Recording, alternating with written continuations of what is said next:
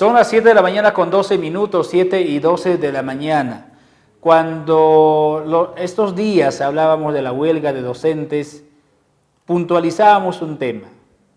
La huelga de docentes no debe terminar con lo que se levantó como sea, o se suspendió, o que los docentes regresaron a trabajar. Con eso no debe terminar.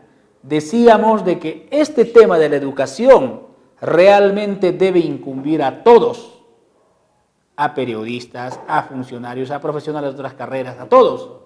Pero por eso es que nosotros, al menos durante el transcurso de los siguientes días, vamos a seguir promoviendo diálogos, no solamente con los docentes que han estado en la huelga, obviamente que ellos no quieren venir, pero hay otros docentes que sí conocen también el tema y sí pueden opinar, sí pueden analizar también este tema, en este caso de la evaluación, que fue el talón de Aquiles que finalmente prolongó la huelga, y los únicos perjudicados por ahora son los estudiantes, ¿no?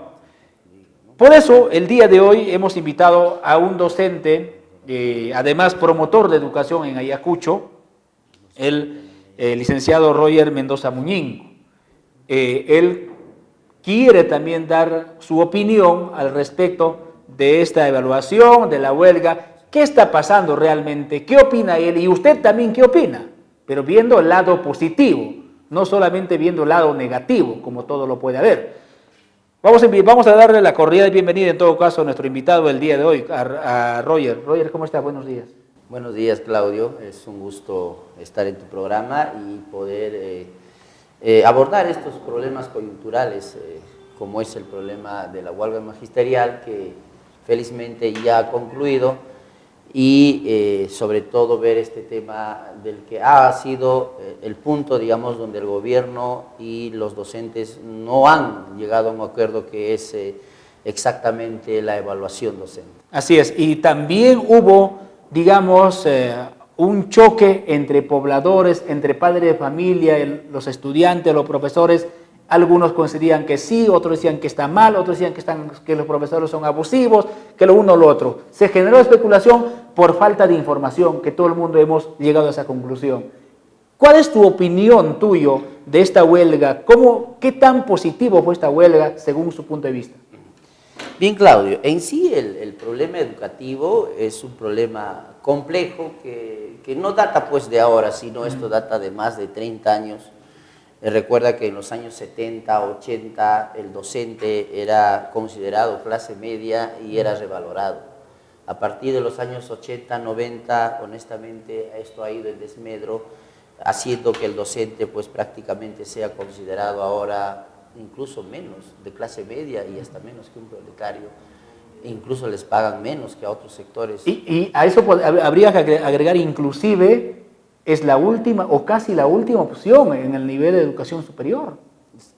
Como decisión, un alumno que es destacado en su salón no va a pensar ser docente, lamentablemente. Claro, se ha desprestigiado la carrera y prácticamente muchos jóvenes no abrazan la carrera de educación porque justamente el gobierno pues lo ve como la última rueda del coche. Eso solo se ve en Perú porque vemos que en la región nomás el presupuesto del PBI en otros países es mayor y los sueldos, a lo menos sin comparar Europa, Japón, de docentes son los más altos de todos los funcionarios. El tratamiento a un docente es como si tendría que tratar a un ingeniero, a un médico. Por encima, ellos son los que forman. Cosas que en nuestro país es lo contrario. Lo contrario. ¿No? Y mientras este país no ponga la educación como un tema prioritario, vamos a seguir así, como un país tercermundista, exportador de materias primas, sin ningún valor agregado, porque no tenemos la capacidad de transformar nuestros recursos, pues, como los hacen otros países. Japón no tiene recursos naturales. ¿Qué cosa tiene? Educación, nada más. Compra todos los recursos naturales, y lo transforma y nos vende. Es simple. Y mientras esto no ponga un tema importante, vamos a seguir así. Pero hay un tema que a mí me preocupa, Roger. Lo que sucede es que nosotros, entre ayacuchanos, nos estemos mirando mal, nos estemos peleando lejos de plantear este tipo de, llegar a estas conclusiones generales que favorecerían a todos. Cada uno pone su punto de vista, si no está de acuerdo, nos peleamos, nos miramos luego. ¿Qué podemos hacer para que esto no suceda? Sí, efectivamente, aquí hay una falta también de liderazgo y también desinterés de la gente de informarse. Por eso, Claudio, me he dado un trabajo de traerte algunos datos estadísticos para comprender exactamente el tema del problema educativo y sobre todo el tema al que usted me ha invitado, que es el tema de evaluación. Así es. ¿No? La evaluación docente, Claudio, no es reciente. Esto obedece digamos, a acuerdos internacionales. En México hoy día se está aplicando y es un problema terrible. Se ha aplicado en Colombia, Ecuador, Argentina, Brasil, en Chile. Y donde más fuerte se ha aplicado es en México y tiene estos problemas. Mira, la ley del profesorado ya contemplaba el tema de evaluaciones, ¿no? Ya hace 30 años, ¿no? Pero no contemplaba exactamente el despido de los docentes, ¿no? Entonces, hasta ahí todo estaba bien. Después ya en el gobierno, en el segundo gobierno de Alan García, con la ley 29062, recién contemplan la posibilidad de este retiro de los docentes que no puedan aprobar de la carrera docente. Ahora bien, Alan dejó esa ley y no hizo nada para evaluar. Lo que hizo es más bien preocuparse, ¿no?, de que se pasen de la ley del profesorado a la nueva ley, ¿no? A pasarse a la ley del profesorado, a la ley de la carrera pública magisterial. La idea del gobierno de García era justamente disminuir la planilla del Estado, porque usted sabe que educación y salud es lo que más, digamos, salida da al Estado en dinero. Entonces, la idea del gobierno de Alan era hacer que más o menos unos 100.000 profesores se pasan a la nueva ley de la carrera pública. Y en eso se concentró y solamente lograron pasarse un promedio de 25.000 docentes, ¿no? Luego surge la nueva ley, la famosa ley de la reforma magisterial. Y aquí ordena 4 tipos de evaluación, ¿no? Y yo yo tengo contacto con directores, con profesores, puesto que yo soy licenciado en educación, mis colegas están trabajando en diferentes lugares, y yo entiendo en ellos, o encuentro en ellos, más bien el deseo de evaluarse, en la mayoría. Debe haber un sector, entiendo, que no está de acuerdo. Pero creo que en eso todos coincidimos, ¿no? No creo que haya un docente que no quiera evaluarse. Seguramente habrá muy poco. Sí, yo encuentro en ellos el deseo de evaluarse, ¿no? Y además, Claudio, ya están siendo evaluados, ¿ya? Y hagamos un análisis, mira. Para que el profesor ingrese a la carrera pública magisterial, para que entre, primero es evaluado. Entonces, la realidad es que ya está siendo evaluado. Claro, no todos. No todos, pero miren, de los tantos profesores que quieren ingresar a la carrera pública, que son casi 150.000 que dan los exámenes, solo hay 8.000 cupos. O sea, solo 8.000 profesores. O sea, ni siquiera el 10%. Es un porcentaje mínimo. Y los que no aprueban el examen, que les toman cada 3 años, simplemente se quedan. ¿Dónde están? Como están, no, ni siquiera contratados, están libres. Y el Estado los contrata según la demanda educativa, según las vacantes, y los acomodan de acuerdo a cuánto han sacado. Si han sacado buenas notas, priorizan obviamente la provincia, los distritos, luego los anexos, y al final se van a los centros poblados, ¿no? Y muchos de ellos permanecen en esta condición por años. Y mira, y solo entran 8.000.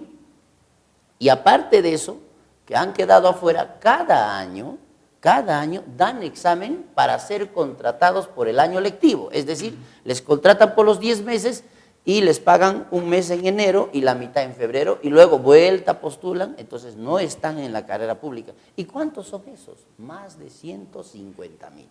Entonces, digamos, es un porcentaje muy alto que se podría decir, ¿no? Ahora bien, esa es la primera evaluación. La segunda evaluación, para acceder a cargos. Tú quieres ser director de UGEL, director del colegio, subdirector, especialista, coordinador, etcétera, también te evalúas para acceder a cargos. Van 2 evaluaciones, entonces ya están siendo evaluados. Tercera evaluación, la evaluación de ascenso, el que también es bien cuestionado, ¿no? Entonces, el ascenso Porque acá también no explican bien, muchos dicen que es hasta el 8º nivel, otros dicen que es hasta el 7º nivel. O hasta el 6º. O hasta no, la mayoría coincide en el 7º, ¿ya? Entonces, vamos a ver, de los 27.000 profesores nombrados, o en la carrera pública, ¿ya? Casi el 90% de estos profesores se encuentran en el nivel 1 y el nivel 2, que gracias al aumento que han logrado, por lo menos van a ganar 2.000 soles, pero estaban con 1.100, 1.200, 1.300, el 90%. Ya. O sea, estamos hablando de casi todos los 27.000. Y solamente hay 1.700 cupos del tercer hasta el 7º nivel. O sea, de los 27.000. De los 27.000. O sea, ya le están poniendo trabas para tenerlos ahí nomás, en primero o segundo nivel, porque a partir del tercero es un poco más difícil. Ahora bien, en el 7º nivel, que es el nivel alto, donde el gobierno nos dice que van a ganar 4.000, 5.000, 6.000, solamente hay 99 cupos. Para los 27.000. De 360.000 profesores. Ahí entra cualquiera. 99 nada más cupos. Para el Imagínense. país. Y no cualquiera, sino el que está en el 5º nivel, que quiere ascender al 6º, y del 6º al 7º, que es el último nivel. Entonces, si usted analiza, efectivamente, ya van 3 evaluaciones. Y ahora viene la que vamos a aterrizar, Claudio, y por el que vamos a hacer un poco más el detalle, es la 4ª evaluación, que viene a ser el desempeño docente, ¿no? Con las famosas rúbricas. Y eso es el que efectivamente ha puesto en discusión, que por un lado se ha dicho de que los docentes no quieren evaluar, otros dicen que la rúbrica está bien, que la rúbrica está mal. Eso es lo que se ha generado en estos días. Sí, Claudio, me he dado honestamente, a veces los seres humanos por sus ocupaciones no están viendo, pero me he dado este día para hacer la investigación, la indagación necesaria sobre estas famosas rúbricas, que son 6. Son 6 rúbricas. Son 6 rúbricas, y en verdad he encontrado que no se ajusta a una realidad, Claudio. Para empezar, estas rúbricas 6 son generales, es decir, es a nivel nacional. Entonces, un estudiante de zona urbana, digamos, metropolitana, Lima, digamos, un colegio, digamos, en Jesús María, en clase media, con un colegio, digamos, de un centro poblado. De Vinchos, por decir. Más lejos, de Canarias, lejísimos. La pregunta es, esa misma prueba, esos mismos rubros, ¿les vas a aplicar igual? ¿Y usted cree que la realidad de esos estudiantes es igual al de la ciudad? No. Entonces, por ejemplo, en este punto debería darse una revisión, y en esa parte sí, tienen razón, no vamos a negar, de que pueda hacerse estas rúbricas de acuerdo a la realidad. Uno, para, digamos, colegios urbanos, para colegios, digamos, de regiones de sierra, o para capitales de provincia, capital Ayacucho, capital Abancay, Cusco. Otro debe haber para provincias, capitales de provincias, para distritos, y otros cambios deben haber para anexos y centros poblados, o fronteras, que son alumnos pues de diferente realidad, ¿no? Entonces, si esta forma como lo está planteando no le van a dar una revisión antes de evaluarlo, estoy seguro, como en el caso de México, que ya se está implantando, van a encontrar problemas. Como cualquier ley, ¿no? Hacen una ley y en la aplicación choca con la realidad. Ahí es el problema. ¿No? Porque el escritorio en papel aguanta todo, ¿no? Pero en todo caso, por decir, hay 2 cuestionamientos que muchos he escuchado. ¿Cómo podemos garantizar, por decir, de que en un salón de 20 alumnos, aunque acá no tenemos 20, tenemos más, tenemos 30, 35, ¿cómo el profesor puede garantizar de que los 30 alumnos estén atentos al profesor? Pero si uno se descuida durante la evaluación, el profesor pierde puntos. A ver, he traído justamente los 6 del desempeño docente, y lo vamos a revisar uno por uno. Primera rúbrica, dice, ¿no? Involucra activamente a los estudiantes en el proceso de enseñanza, es el primer rubro, ¿ya? ¿Qué se evalúa acá, según el ministerio? Dice, acciones del docente para promover el interés y participación del docente. Proporción o proporción de estudiantes que se involucran en la clase. ¿Qué más? Acciones del docente para favorecer la comprensión, importancia u utilidad de lo que se aprende. ¿Ya? Entonces, ¿qué quiere decir eso? Que el docente debe promover el interés de los chicos en la clase, ¿no? Preguntando, activando, dinamizando.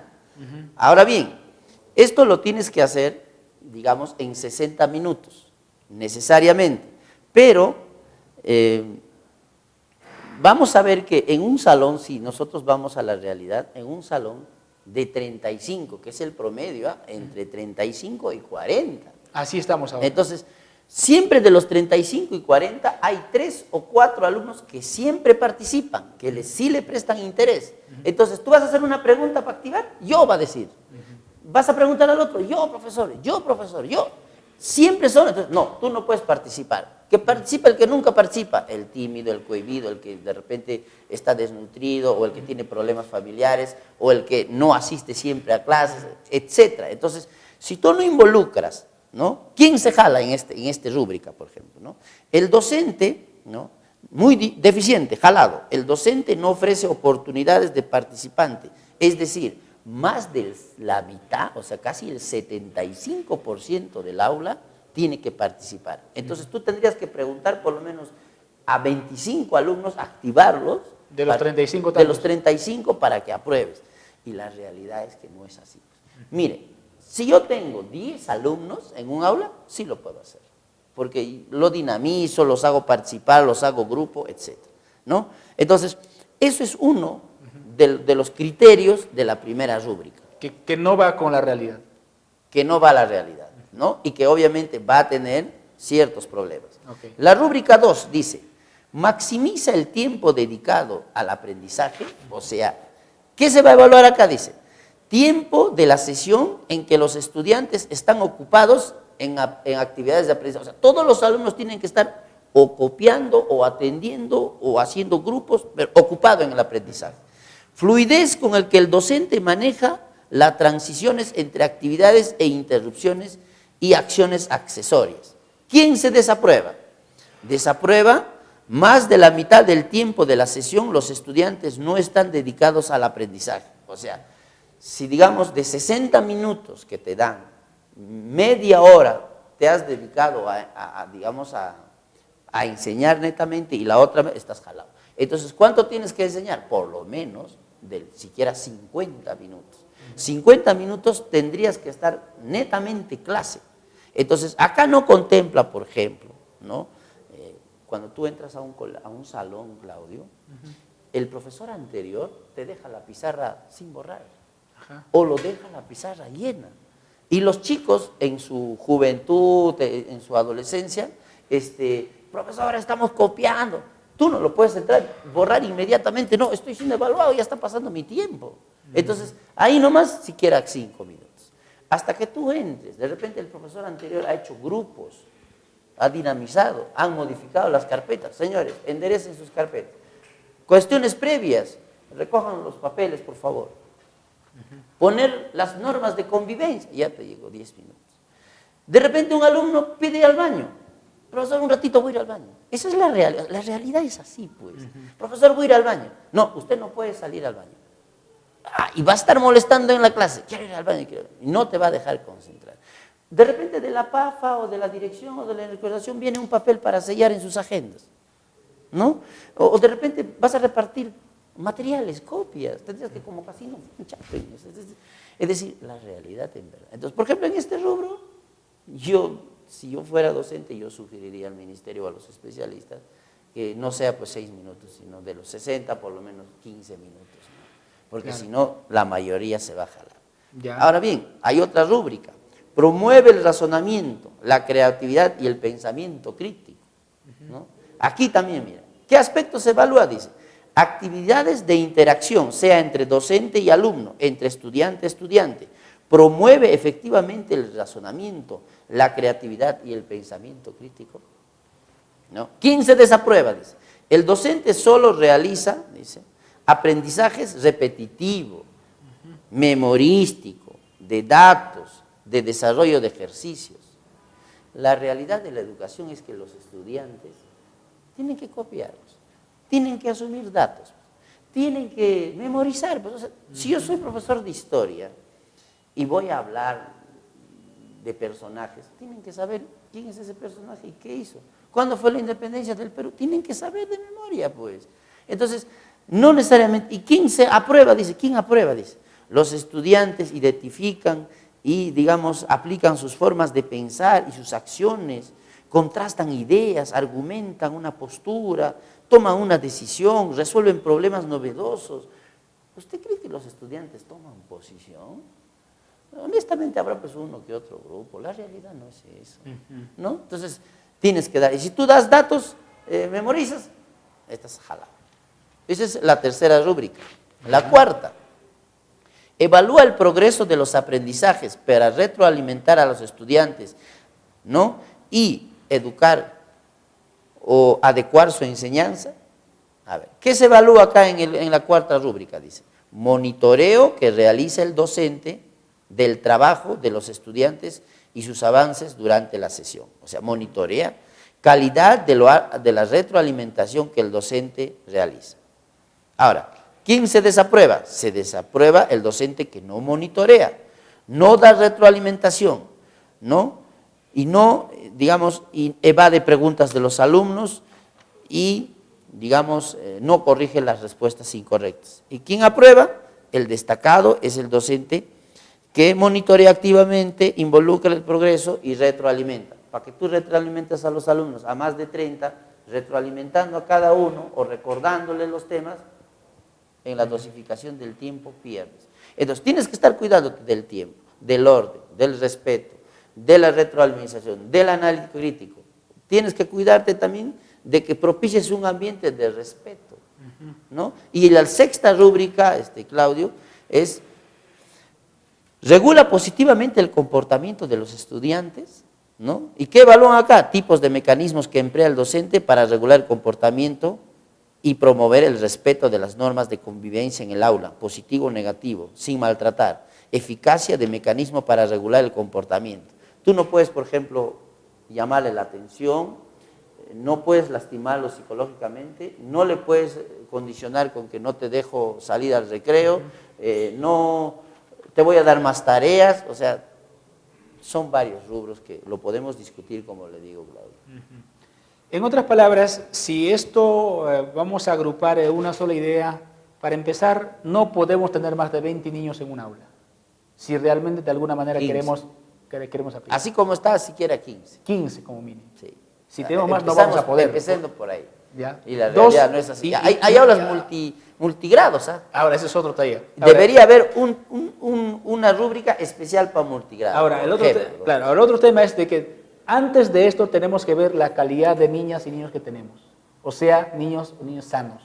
Claro, en óptimo. Porque Esto está bien para Finlandia, para Noruega, Holanda, Nueva Zelanda. Para esa realidad claro, está bien. porque de lo contrario no vamos a poder encontrar el resultado. Obviamente que quisiéramos tener pues niños muy buenos, docentes muy buenos, pero si tenemos este tipo de problemas básicos, la cantidad de niños mal alimentados, que quizás viven solos, quién sabe, entonces por más que tengamos la buena intención no vamos a lograrlo. Efectivamente. Y ahora, ¿quiénes lo van a aplicar? Ahí viene también otro tema.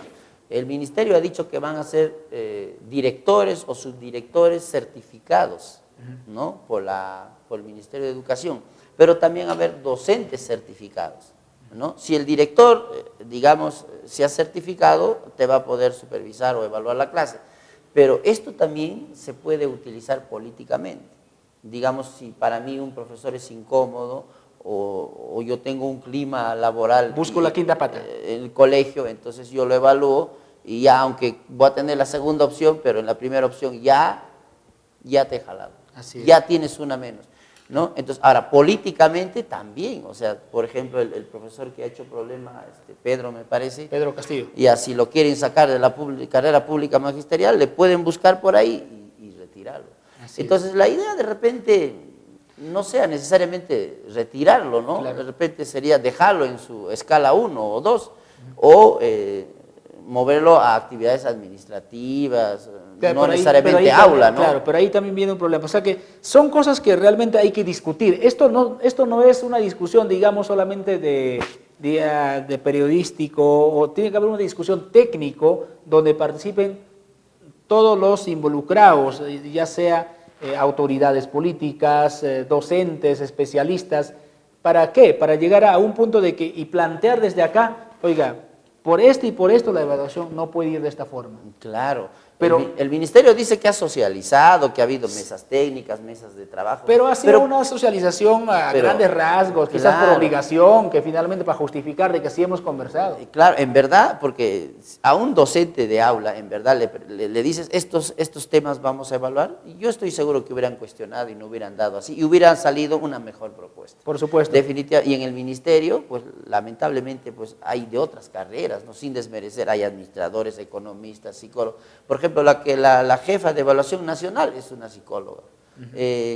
Y tenemos, pues, como ves, gente que no es de la especialidad. Así Como es. si yo quisiera hacer una reforma en los ingenieros, ¿no? Entonces yo como profesor, pues, obviamente no lo voy a hacer bien. Entonces eso es un poco lo que falta acá, Claudio. Ahora, ¿estamos a tiempo para poder discutir y quizás esto plantear que cambie? Mire, recién ahora, el próximo mes, se va a evaluar aproximadamente 5.000 maestros de nivel inicial. Ahí vamos a ver qué va a arrojar la realidad. Ya el 2018 evaluarán primaria, 2019 secundaria, y ahí van a estar encontrando en su aplicación recién los problemas. A veces Eso en lo la que- aplicación es lo que claro, se va a ver. Eso es lo que yo decía hace tiempo. De alguna manera, ya que pareciera una imposición, pero esperemos la primera evaluación. Allí vamos a ver la realidad exacto. Si rinden 5.000 y de los 5.000 se jalan unos 2.500, significa de que no funciona esto simplemente. Pero si de los 5.000 se jalan unos 500, es más o menos aplicable, pero hay que mejorar. Algo así Claro. se podría llegar, ¿no es cierto? Claro, claro. O sea, ahí va, digamos, el ministerio a hacer un diagnóstico, un Claro. análisis de en qué rubros y hagan esta corrección, ¿no? Y de repente todo este trabajo hecho se va a ir al agua. ¿Y Puede cuánto ser. dinero nos cuesta al Estado? Exacto. Claro, Pues se es puede ir al cantidad, agua. inmensa cantidad de recursos que se está Y de invirtiendo. años, de pérdida, de clases, todo, o sea, habría sido en vano todo esto. Yo le agradezco a usted, profesor Roger, y seguramente en el transcurso de los siguientes días discutiremos con otros profesionales, porque esto tiene que ser realmente de conocimiento público. La población debe estar sensibilizada exactamente qué es la evaluación, qué es lo que realmente se busca. Así es, Claudio. En verdad es como lo dice el señor que ha llamado, es discutible, ¿no? Yo, por ejemplo, no es que no esté de acuerdo, estoy de acuerdo en la evaluación, que se evalúe, señores. Solamente se está dando ciertas recomendaciones y sugerencias a ciertas rúbricas. Nada más, que se van a hacer evaluados, que sean evaluados, no hay Así ningún es. problema. Gracias por estar acá en el 21. Gracias, Claudio. Amigos, vamos a una breve pausa comercial, regresamos enseguida.